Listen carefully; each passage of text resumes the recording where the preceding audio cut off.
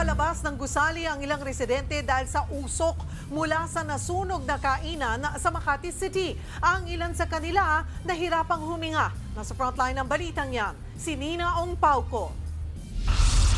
Nabulabog ng sunog ang tulog ng ilang residente sa residential building sa Makati City bandang 1:30 ng madaling araw kanina. Nagsimula ang sunog sa stockroom ng isang kainan sa gusali.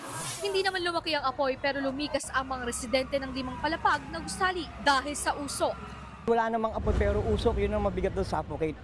So ang ginawa namin, nagbantay na kami sa baba para wala nang makapasok na iba. Kabilang sa lumikas ang ilang may kasamang bata.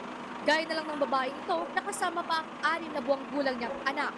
Wala na po kaming makita pagbaba namin kasi nga sobrang usok na po. Pagbaba namin, maluha na yung mata ng baby ko po eh. May mga nagsalba din ng kanilang mga alagang hayop. Napula rin ang sunog makalipas ang halos 1 oras.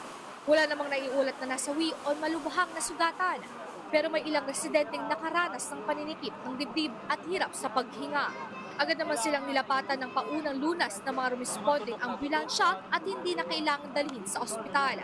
Isa sa mga tinitig ng posibleng sanhi ng sunog ang abere sa linya ng kuryente sa stockroom ng kainan.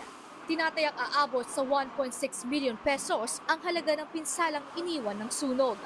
Nagbabalita mula sa frontline, Nina Ong Pauco, News 5. Mga kapatid, Cheryl Cosim po, huwag maging huli at maging una sa lahat sa balitaan. Para sa tuloy-tuloy na talakayang sa Frontline, mag-follow at mag-subscribe sa social media pages ng News 5.